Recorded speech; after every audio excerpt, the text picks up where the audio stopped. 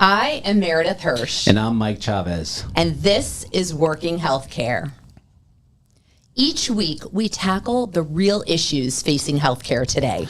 Today, we're focusing on something vital for independent practices, how ancillary services like lab testing, infusions, imaging, and physical therapy, combined with vertical integration, can be the key to saving private practice medicine. Ancillary services improve patient care and create new revenue streams. When you bring those services in-house, that's vertical integration, a powerful strategy that gives practices more control over quality, patient experience, and financial stability. In a healthcare landscape dominated by large systems, this is how independent practices stay competitive and thrive. And the numbers back it up. Fewer than 30% of private practices offer a full suite of ancillaries, yet those that do see it and use it increase their revenue by 20 to 40% per patient encounter. Plus, MGMA data shows that practices with in-house diagnostics grow faster and weather downstorms better. It's pretty simple. In today's landscape, ancillaries and vertical integration aren't nice to haves. They're how practices stay independent, sustainable, and resilient. Like Jeffrey Moore says in Crossing the Chasm, without a dynamic, self-sustaining growth strategy, your business is just a few years from irrelevance. I love that you brought up Crossing the Chasm, Mike. It's honestly one of my favorite business books. I reference it at least once a week. It's a must-read for anyone trying to lead innovation in a space that resists change. It's all about how companies take smart ideas and actually scale them. And it applies so much to the healthcare industry right now. Practices can't just survive on great clinical care anymore. If you're not thinking like a business, building services patients need, planning for growth, and making smart decisions early, you're going to be left behind. That's exactly why we wanted to have today's conversation. Today, we're joined by Sean Travers, someone Meredith and I have known for nearly 15 years.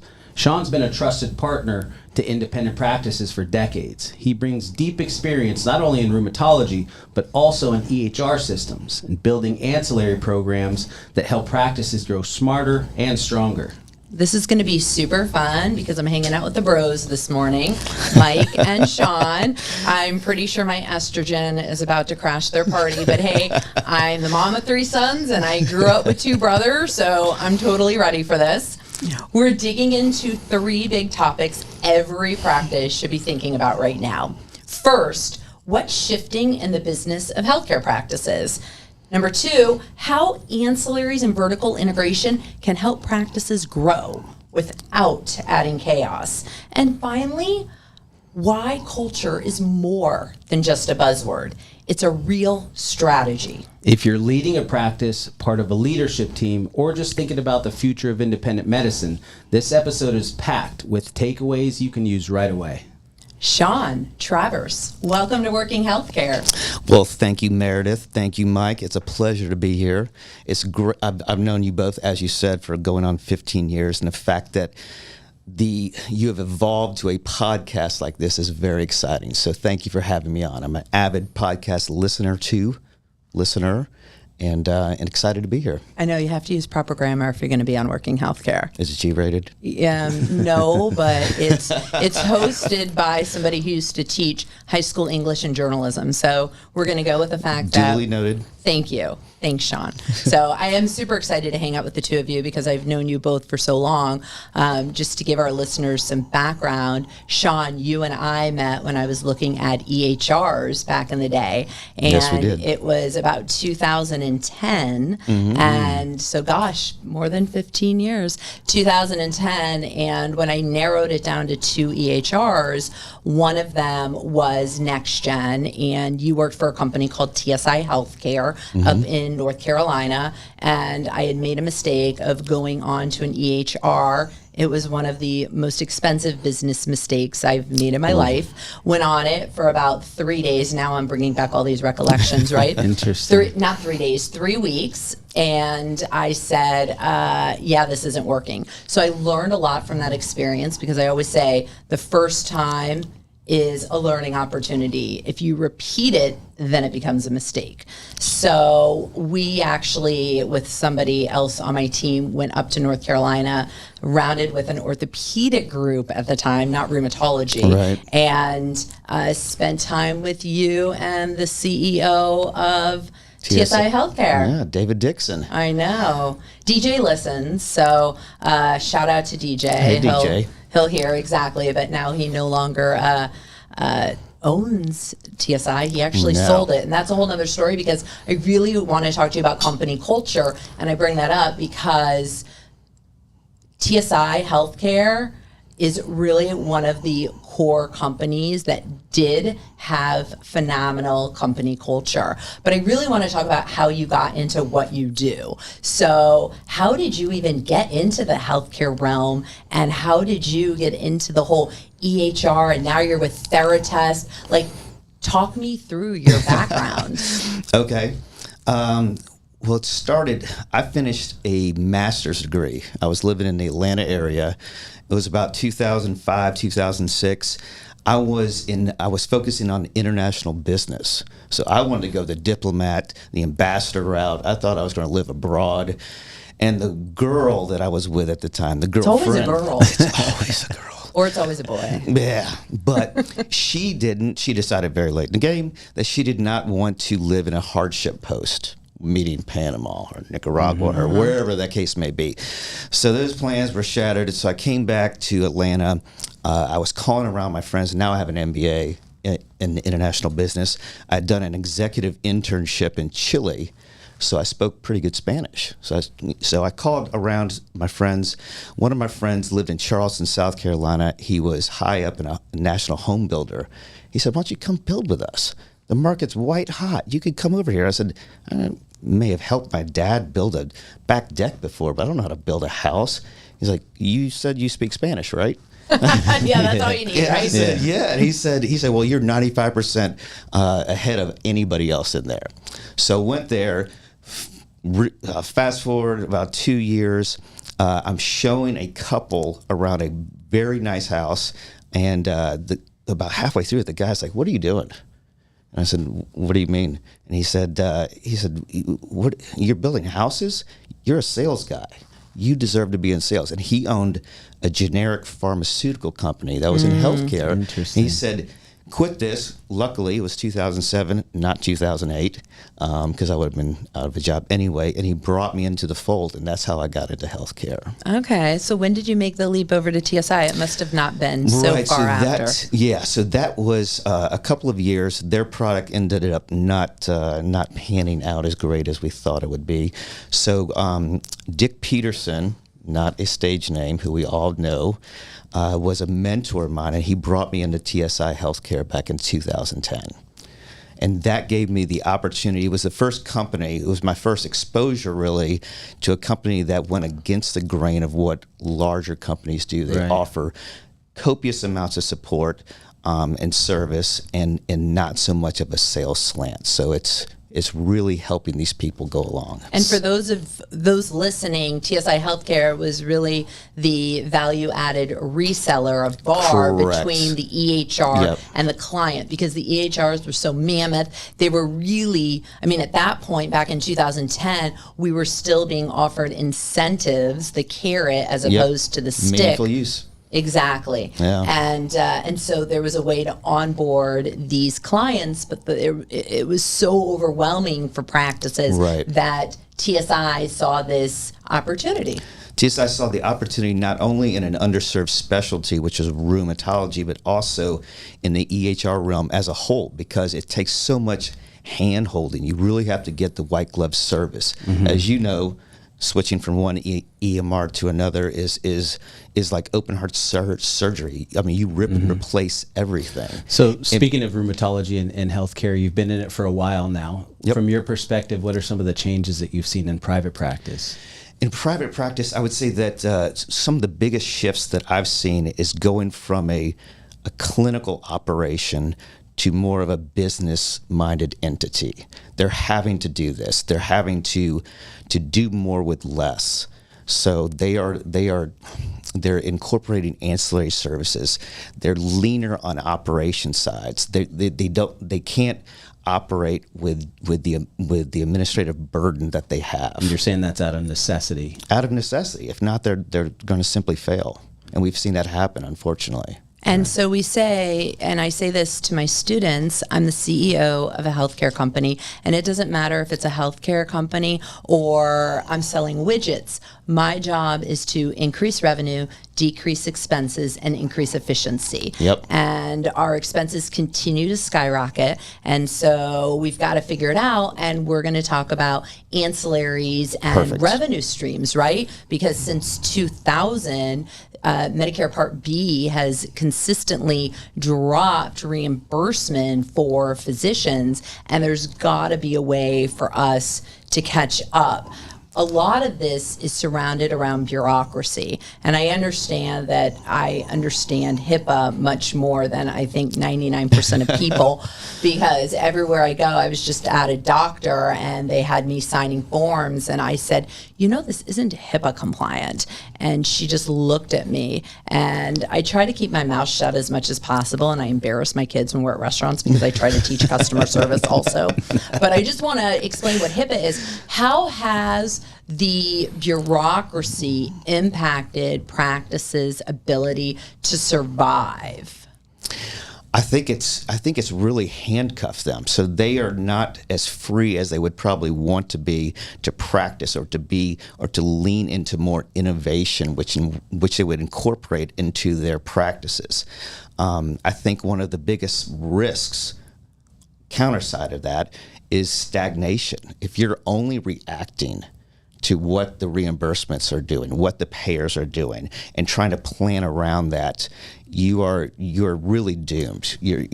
I heard you guys say this the other week. You're playing not to lose.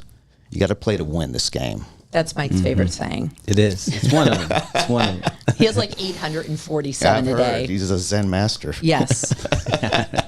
So you move through various roles in companies. What do you think separates a good sales strategy from a great one, particularly when it comes to ancillary services for practices? I think a good sales strategy in just about any aspect goes beyond quota, goes beyond the company's goals.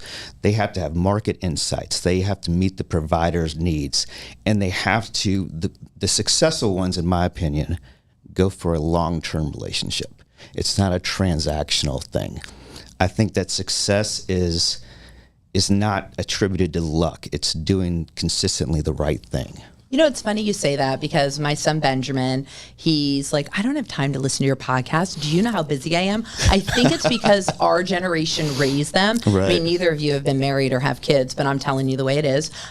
Gen Xers are like that, right? We're always saying how busy we are, right? Yeah. We're doing this, we're doing that, we're so busy. And I look at the generation, not the baby boomers, the ones before them, this greatest generation. I was on the phone with my mother-in-law, and she's like, oh, I'm so busy. I'm like, oh my God, because you raised me, I do this, or at least my husband. And now I'm looking at this Zoomer generation, and they're doing the same thing. And Benjamin's like, I don't have time. I can talk all about him, and he'll never listen, so we're good.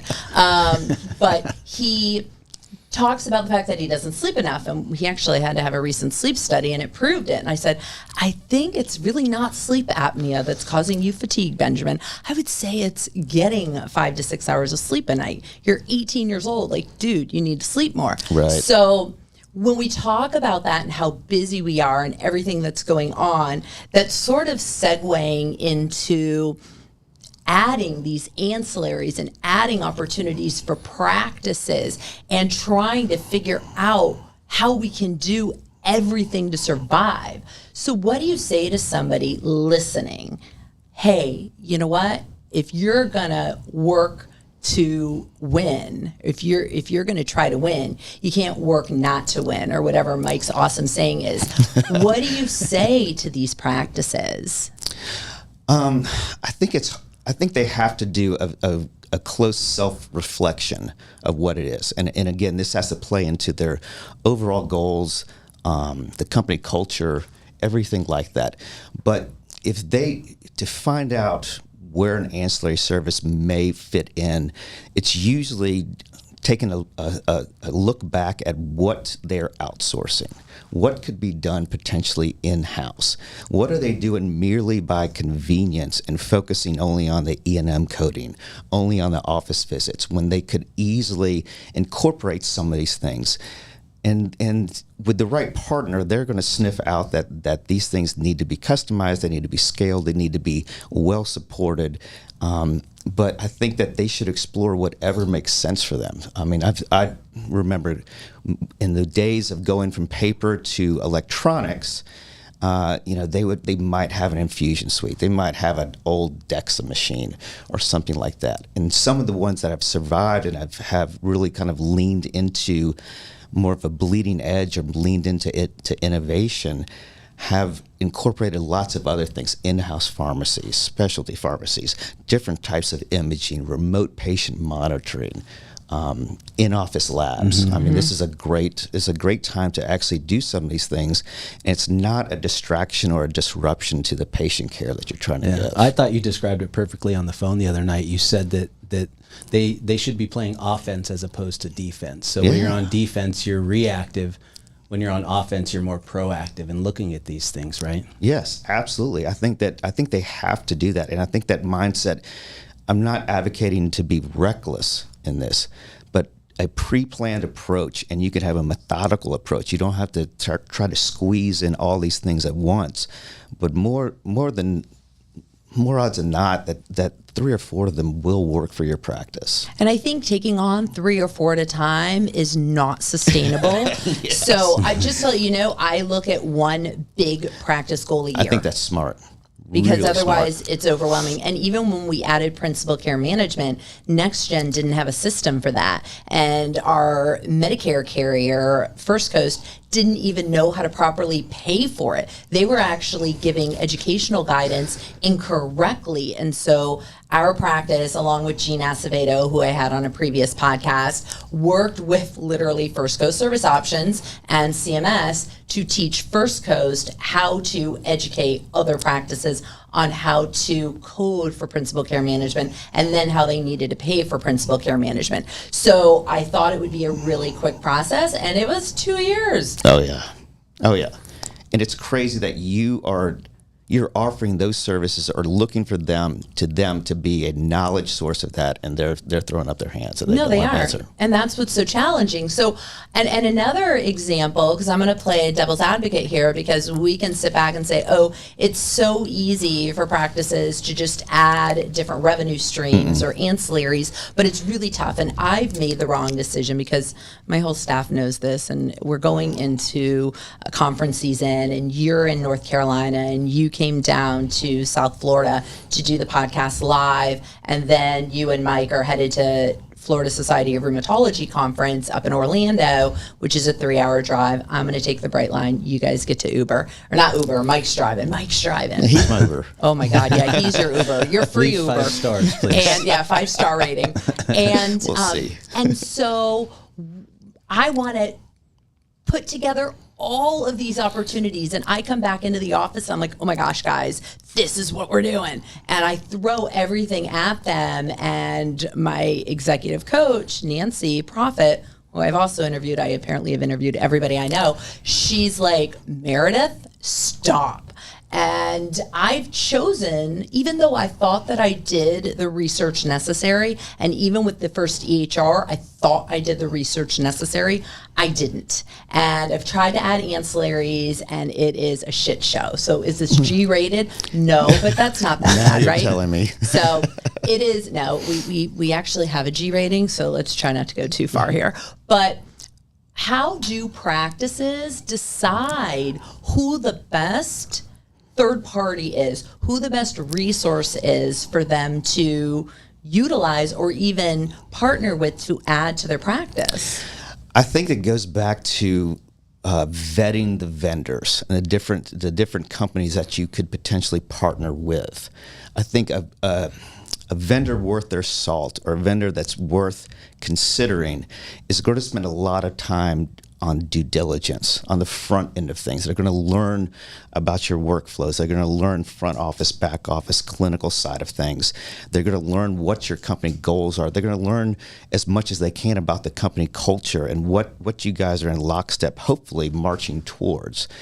Now, that being said, they should be able to do some sort of analysis to determine how this is going to perform in the practice.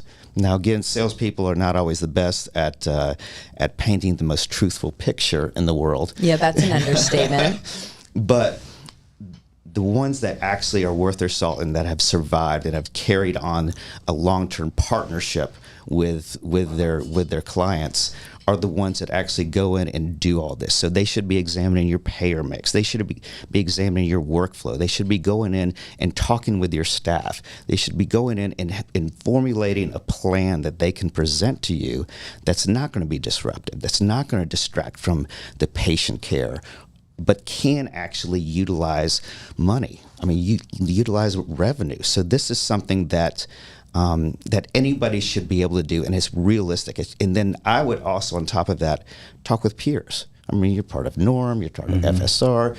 I would vet that out as much as possible. Or listen to podcasts. Or listen to Working Healthcare. Maybe just listen to this podcast. And I would recommend throwing darts at their idea. And so a lot of people, always, because a lot of people just want to sit back and be like, oh my God, that's so great. You what know, could possibly go wrong? Yeah, I live in the desert. Sell me sand. You know, but you need to throw darts and put holes in it because you need to challenge that salesperson. And if they cannot give you answers and data that is backed up by reputable sources, it's not going to work. Yep. One of the things that drew me to TSI, or why I think that they were very successful as well as Theratis, is that they had almost an open Rolodex of clients that you could contact.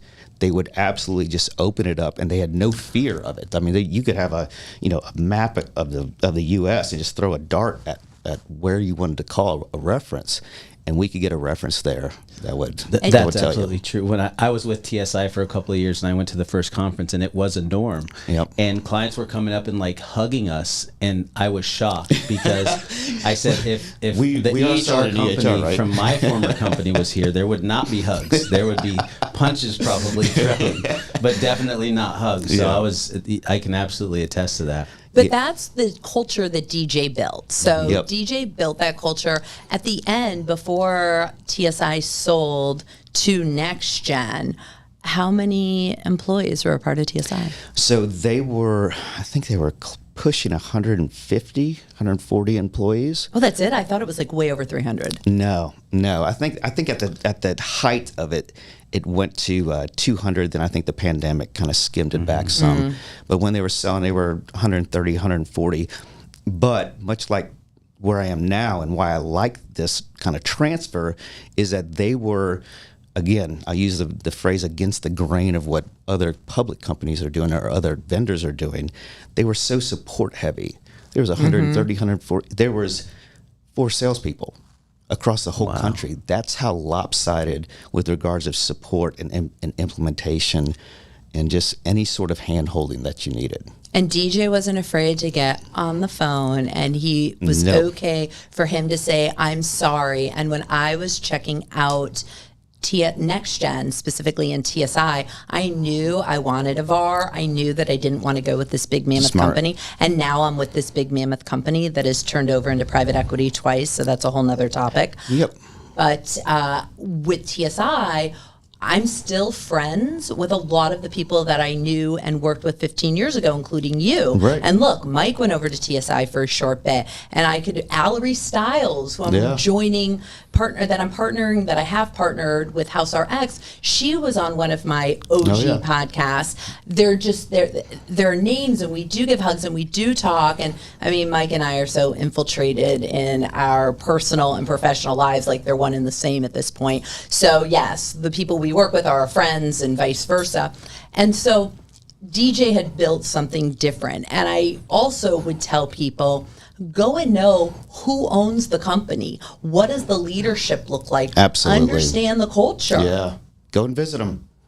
And I did. See them working. Yeah. And you could lick off of that server room floor. Not that I would ever do that because I'm a little OCD, but it was so clean. It was. It was so clean, and and he It's would like museum glass in the yeah, front.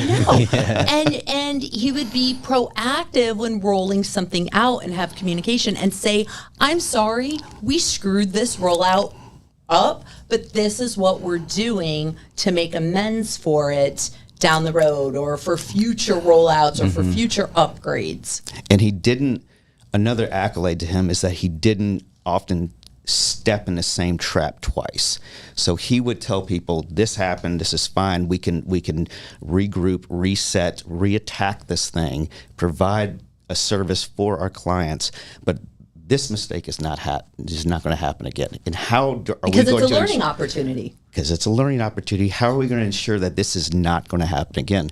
And I mean, people were scrambling to put plans into place. And it's really important to have that team. Now, doctors listening to this podcast and this episode are sitting back going, see, I told you, when they get the suits together, they're not considering patients. So I want to ask you, somebody who's been in the world of ancillaries, how can ancillaries benefit patient care? I think ancillaries can benefit patient care by, well, the right size, the right fitted ancillary will actually bring structure. It will bring more control. It will bring patient engagement, and it will bring the financial stability that allows the practice to actually invest in the other areas that they might be weak in. So whether it's staffing, whether it's technology, whether it's something else along the lines, but this is revenue that is coming in that is not part of the E&M coding. You don't have to work your providers to death. You can actually do this, provide this service that the patients actually enjoy. It makes it stickier for the practice. As my husband likes to say, work smarter, not harder. Yeah, we eat what we treat. Some people say too. Wow, this is all of these sayings we're saying today. So when they do roll out some of these ancillaries, what are some of the challenges that you've seen, and what are some of the things that successful ones do? So I would say the successful ones, I'll go first with that, and then I'll take a step back. Take advantage of real world outcomes, and they're embracing the ancillary service. The other ones are stagnant, and again, they're playing not to lose, as we keep saying. They're afraid to break out of the status quo of what they've been doing, whether or not it makes sense. I jokingly have said that in the EHR world, I had a purview that gave me visibility into a lot of practices across the country, and got to see which kind of ancillaries fell flat, which ones actually provided what they were doing, and which ones went above the bar. You could tell us some of them. Yeah, that's what I want to hear, right, Mike? Well, I think the one I'm working for now, not a sales pitch, but any practice or any ancillary service, as I mentioned, that goes in and spends the time on the front end is almost guaranteeing the success of it. Also, I would look for a vendor that you have a codependency with. It's not just a transaction. It's not just they have a product, you buy a product. They have a service, you buy the service from them. But if you actually have a codependency where their success is tied to the success of this being profitable and good for the practice, that's something that you should do. I know Theratest, which is who you're with now, and I don't use that ancillary, but I met with Tony, who's right? I met with Tony, who is the CEO of Theratest, again, over a decade ago. And what I did like that he said, and he was very honest, he said, you know what? If you're not making money, we'll take it out. Yep. If you're not making money, I don't want you to waste your time. But before we even do that, I want to go in and see the types of labs you're running and to see if it benefits you. And he came in at the time, and we were very non-surgical orthopedic heavy. We didn't have an in-house infusion suite. We did see patients with multiple comorbidities and with inflammatory arthritis, but we sent them out for their infusions. We had a smaller location. I mean, since then, things have changed, but he came in and he ran the data and he said, yeah, this isn't going to be good for you. Yep. Yeah. Yep. That's kind of what drew me to it, because of the analysis done beforehand. He's not going to promise you fluff. I mean, and again, his survival, his success is dependent on your success. So he wants to do what's going to be right for everybody. There definitely seems to be a commonality, from my perspective, having known Theratest for over 10 years and TSI. There's definitely a commonality among the two companies, the size of the companies, kind of mom and pop shops, but very service oriented, right? Correct. Theratest is the same, and again, not to make it a commercial, but is much like TSI back in the heyday of things. Tony Tate wants to bend over backwards for its clients. The amount of resources, money, anything that they're pouring in to ensure that lab, if we have deemed it potentially successful, is going to be successful, and they eat that. They eat that, and they're an original manufacturer of the reagents and the testing kits, so they don't have any stock in the equipment or any of the other things that these big box companies kind of will drop lab equipment into them, and they usually fail. So they're not making anything if the client is not making anything. So that's how you have a dual relationship. And it's also, I'm going to go back to looking at who owns the company, who runs the company. Right. Reputation is very important. Yep. DJ Dixon has a very good relationship in the healthcare community. Yes. And Tony Tate has a good reputation, not relationship, good reputation, a solid reputation in the healthcare community. Yep. I have a strong reputation, and I live and die by my reputation. Sure. Reputation is really important to me because you never know how your paths are going to cross again. I mean, literally, when you and I met over 15 years ago, did you ever think you'd be sitting on my podcast? Yeah. No. I mean, I didn't need a crystal ball to see that your trajectory was going to take you into bigger and better things, but I did not see this in the tea leaves. So you never know. I was talking to somebody in the gym this morning, which is funny because I said, I always tell people don't burn bridges. Oh, yes. And I know, and they do. And we're all about the same age. And there are times, I will admit, in my 20s where I burned some bridges and did some things, said some things. I think that's what the 20s are for. Yeah, I gotta learn. You gotta learn. Because I will tell people that, and it's funny because my team in my office, if they have somebody new doing something, they're like, yeah, you don't really want to burn a bridge with Dr. Hirsh or with Meredith Hirsh. And it's not a threat. It's that if you want to stay in healthcare, we are so involved. We work so infusively within healthcare. And even, it's funny, two guys who built our first medical practice location, their nephew is now the president of the university in which I teach. No How crazy is that? That's what I'm saying. Yeah. You never know. I mean, I was growing up as a little girl in North Miami Beach, and my dad's a doctor. And when my husband and I opened our practice in 2007, I, like you guys, did the whole sales thing and went out and said hi to everybody. And people were calling me by my childhood nickname. And I'm like, well, I don't know if I burned bridges when I was 7. Yeah. We don't talk about that. We don't talk about that, Mike. That's for you to figure out at some point. But I just think it's so important to look at who's running the company in which you are aligning yourself. And that gets me into private equity. What are your thoughts on private equity? Because you don't know who's running the company. No, and I've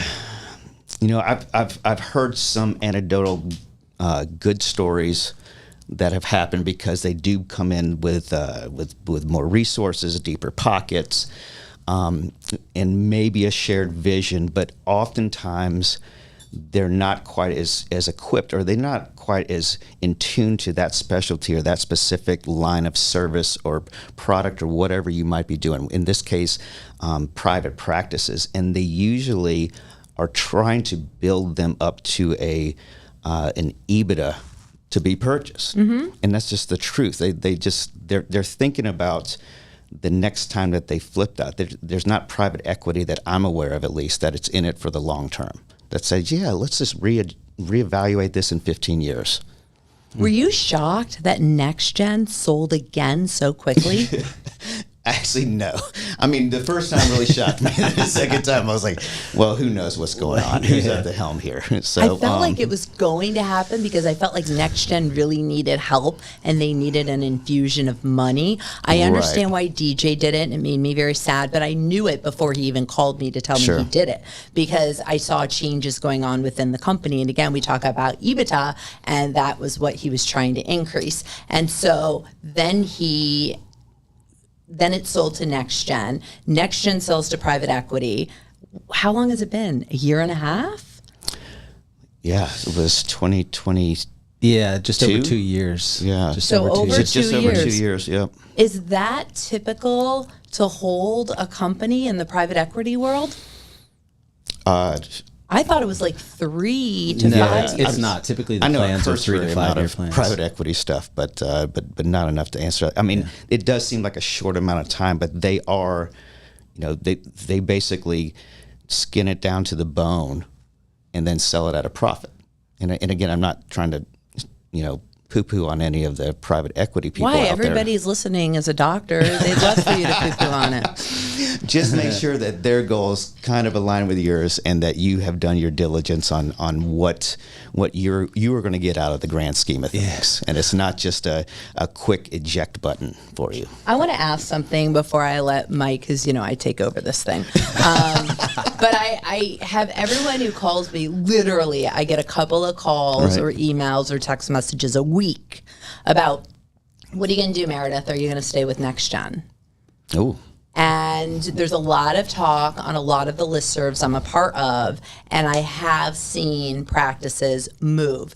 You guys are former NextGen employees. I would love to hear your take or advice that you would give to those listening who are maybe not even on NextGen, but maybe on a different EHR. When do you decide enough is enough? When do you take that jump? And what do you recommend for those listening? Because you're right, it's like open heart surgery. It is a big rip and replace. Sean, you want to take that one? I can take it. I can give my sense on it. So I think that it starts with the common pain points of charting, or there's bugs, or there's other little things that happen. But then as you talk with not only your front office staff, but your back office staff and your clinical staff, and if there's enough pain around there, right? For some doctors, it's hey, I'm spending 10 hours charting. I'd rather spend it with my family. It's not necessarily a revenue thing. But don't they all just suck, Sean? They all suck. But our TSI, we actually had a tagline at Norm one year. I think it was 2014 that said, "We suck the least." Right. But NextGen doesn't suck the least, or maybe it does. Well, NextGen was the platform. TSI took it to the point where they provided, they encapsulated it with a white glove service. They customized what would be facing the client and what would be facing the patient, and then they delivered that, and then they were constantly changing and evolving that. So they had their finger to much more of a degree than NextGen itself on what the environment was in rheumatology, being specific to and that. I was going to say something similar. It's like anything else. You have to weigh the pros versus the cons. And us as a company, the Leaders Room, we're agnostic. We don't. Yeah. It doesn't matter what EHR you're on. We don't push any EHR. Again, we're agnostic. However, it seems as though lately that more practices have seen more cons with NextGen and are making the move. We've had some practices go to eClinicalWorks. Mm-hmm. And I'll say eClinicalWorks 3-5 years ago wasn't great. And my brother left eClinical, just to let you know. He left eClinical and went on to Modernizing Medicine. Yep. Really? And what specialty? He's dermatology. Dermatology. I think they're pretty strong in dermatology. Yeah, they don't have a rheumatology. But eClinicalWorks now does have a rheumatology content. So they've been fairly happy. That's all I have to report. but I think that it's another point to add. Sorry, I didn't mean to cut you off. But you're fine. But is that nobody wants, whether you're the provider, whether you're the practice, or the patient, you don't want to become a number. Like if Mr. Smith is coming in for his morning appointment, you don't say, "Hey, good morning, patient 27632." No, you say Mr. Smith. Right. And that's what happens typically when smaller companies that have a support-minded front end of things are enveloped or acquired by a larger public company. And I'll just say one more thing. I think the deal breaker comes when the issues with the EHR trickle into patient care and cause issues there. Oh, yeah. That's probably when they have to And make I also like that VAR, that value-added reseller, that intermediary between the EHR and your company. But I don't know if that exists anymore. There's still VARs out there. I'm not sure in the next gen because I thought that they tried to Can consolidate you just say them. what a VAR is for those Yes, a listening? value-added reseller. So a lot of the larger EMR companies or electronic medical record companies would have regionalized smaller companies that would specialize in certain specialties, also provide a higher level of support and customization and whatever the end client might need. So that's what. And so when you do upgrades, when you do rollouts, anything that is bureaucratic, that's new for medical practices, at the time, TSI Healthcare was willing to help us. When we onboarded, we built 300 customized templates. It was insane. Mark and I know, you were a part of it, Sean. Mark and I said, we're not going to be diagnostic driven. We're going to be CPT driven because I want to make sure that when we're billing codes, that you only get the list of diagnostic codes that support those CPT codes. So we sort of reverse engineered the CHR. Well, DJ also said, I will never do that again. But we had He's not in a position to anyway. I know. Well, nobody's ever doing it again because we had Dr. Matt Mundweiler in our practice before he came on to the podcast episode and for us to interrogate him. No, we interviewed him. And he said, I love the way you did it. It so makes sense. I wish we could do it that way. I said, oh, no. We have 300 customized templates, and what made it difficult is I wish I knew how challenging it would be every time we upgraded. Oh. Because you have to test all of those templates again. Right. Another benefit to the VAR is that they do all that preliminary testing first and see what is necessary and what is disruptive to those customized templates, and then systematically kind of pushes it down to the practice. So is there a VAR out there for these other EHRs? I don't know. I'm kind of out of the game, but I don't know of any, and that's what makes me probably nervous. I would think so. Some of the larger If not, ones, I'm calling out for them. yeah. They need to reach out to us. Yeah, somebody do this. Leaders room, we could start a VAR. There you go. Go start a VAR, leaders room. I stick to what I know. I know. EHR, I know it, but not enough Right, to right.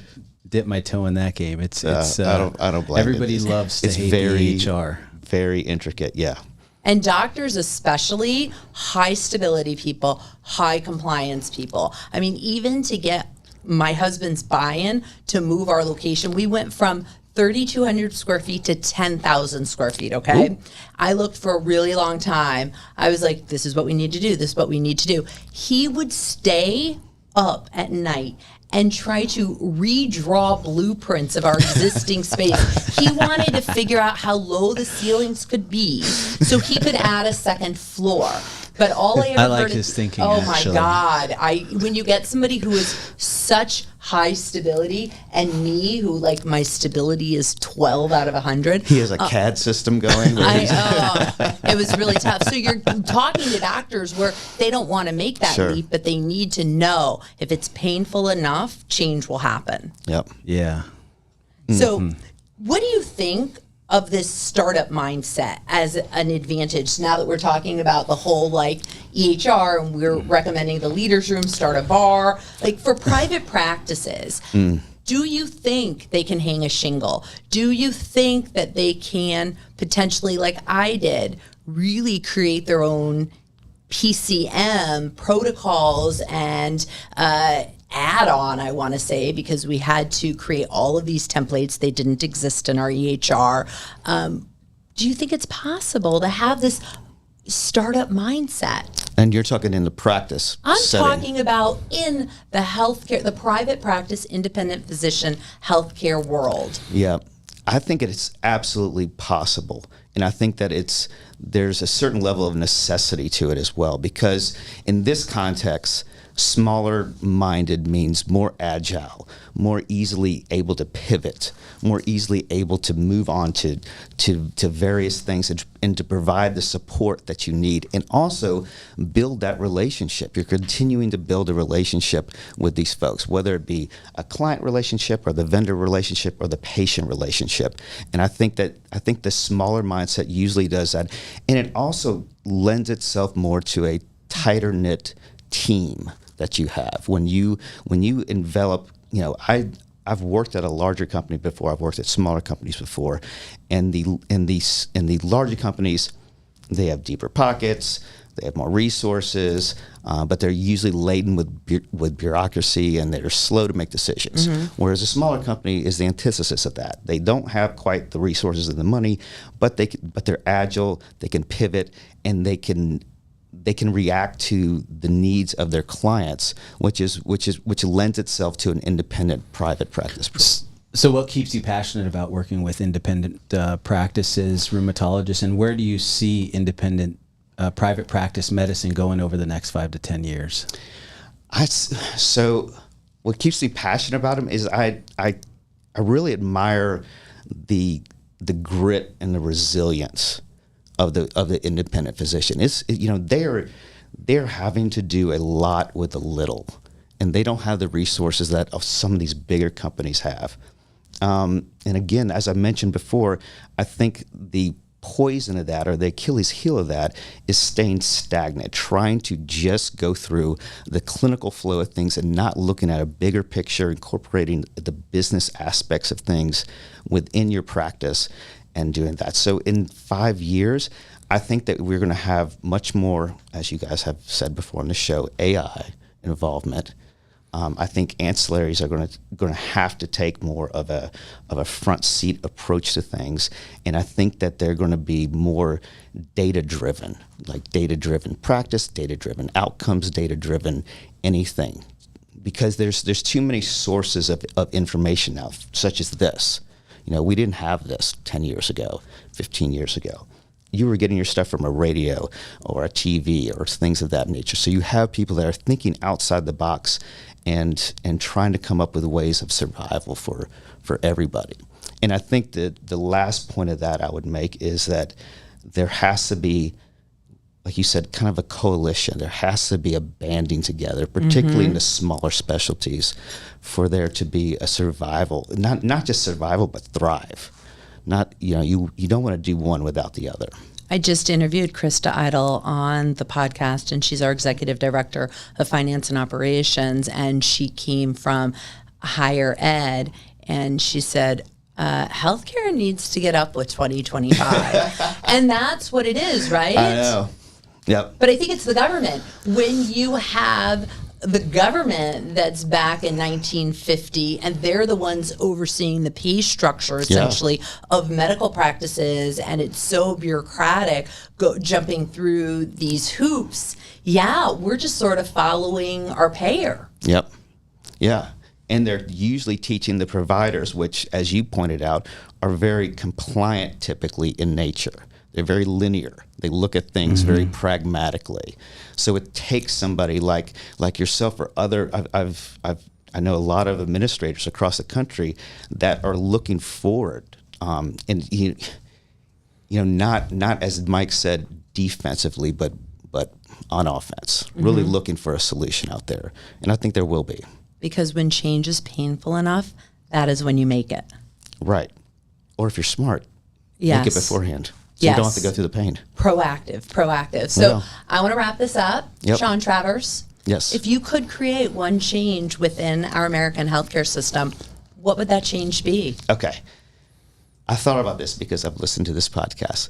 So my gut reaction, my gut answer to that was to let providers practice medicine, to try to relieve all the other pressures from them. But I heard one. You're going to say everybody says that. Yes, everybody says that. But I think that if you could somehow, and I don't know how this isn't baked out yet, but somehow right side the top end of things, the payer side of things, for medicine as a whole, for healthcare as a whole, I think it would be for the benefit of everybody. I think you'd have better patient outcomes, better everything. So I say that because I've heard oftentimes, to solve politics, which is a different industry altogether, take the money out of it. What would happen if there was no money in politics? Nobody Things might being actually it. be vacant. I'm going to disagree with you guys. I think people go into it. No, because that was my world I lived in. I think people went into it more with an altruistic point of view. Sure. And I think you get hardened and you get tantalized, I want to say. I think you get tantalized by all of that, and there's a shift that happens. But if the money wasn't there to begin with, then there's nothing to tantalize them. I would say all the existing politicians wouldn't be there. There'd be different types of people. Much poorer people. Probably more altruistic. Well, or they once they retire, they start giving speeches to universities for $500,000 and get their honorary master's degree, right? Absolutely. Yeah. Why not? This was fun, Sean. We have to continue the conversation. I would love to. We're Anytime. Entering all of our conference season. I look forward to seeing you both at FSR. I know. I think we'll see each other a lot this year. Yeah. This is fun. Well, thank you for having me on. It's a pleasure to be here. I love both of you guys, and I wish you both the best with this. It's fun to listen to outside of this room too. Thank you. Yep. To everyone listening, the full video of this episode is now available on YouTube. Just search Working Healthcare and hit subscribe so you don't miss future interviews, short clips, and behind-the-scenes moments. And if you've got a question, an episode idea, or someone you think we should feature, drop us a line at meredithhirsh.com. And if this conversation hit home for you or made you think a little differently, don't keep it to yourself. Share the episode, tag a friend, or post it on social media. You can follow us at Working Healthcare on Instagram, Facebook, and YouTube. That's where we keep the conversation going between episodes. The more voices we bring into this space, the more momentum we build. Because change doesn't start with a policy, it starts with a conversation, a real one like this. New episodes drop every Tuesday, and trust us, you do not want to miss what's coming next. I'm Meredith Hirsh. And I'm Mike Chavez. Tune in weekly as we explore the inner workings of healthcare.